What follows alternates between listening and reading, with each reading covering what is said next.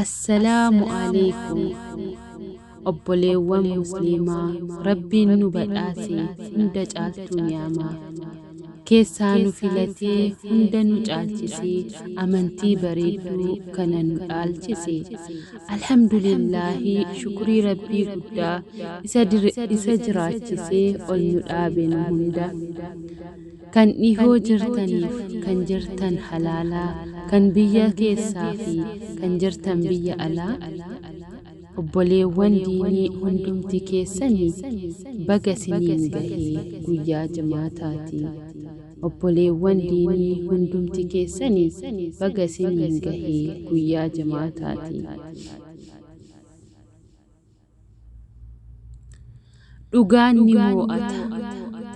dhugaan ni mo'ata jireenya lafarraa uumaan ishee dachaa bakka wal jijjiirti qallataa furdachaa jireenyi lafarraa uumaan ishee dachaa bakka wal jijjiirti qallataa furdachaa dharaa fi dhugaanis lameeniyyuu jiru dabaree eeggachuun iddoo wal jijjiiruu dharaa fi dhugaanis lameeniyyuu jiru dabaree eeggachuun iddoo wal jijjiiruu gaafa sobni moo'ee abbaa carraa ta'u dhugaan carraa dhabee tapha keessaa ba'u dhartinni oriitii asiif achi kaati dhugaan jala gortee fageenyarraa laalti dhugaanis hin cittu ni qallatti malee gaafa tokko ni mooti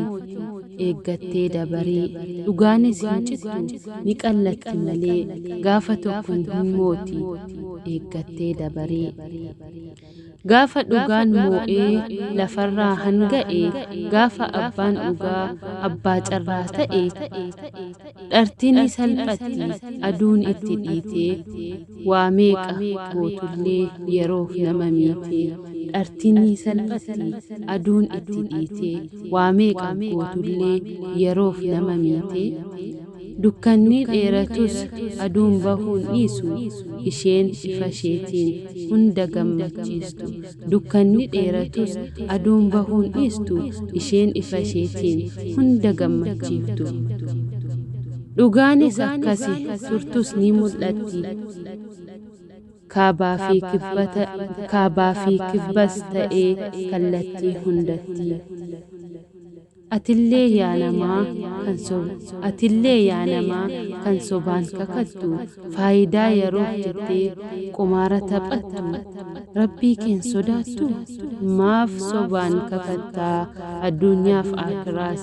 beekini salphattaa rabbii keen sodaattu maaf sobaan kakattaa addunyaaf aakiraas beekini salphattaa meeqa fakkeessitee waan meeqa haasoftaa gaafa dhugaan mul'ate booddeenii qaanoftaa meeqa fakkeessitee waan meeqa haasoftaa gaafa dhugaan mul'ate boodanii salphattaa kanaafuu obboleessoo dhiisii hin fakkeessin rabbii kee sodaadhu dhugaa hin balleessin kanaafuu obboleessoo dhiisii hin fakkeessin rabbii kee sodaadhu dhugaa hin balleessin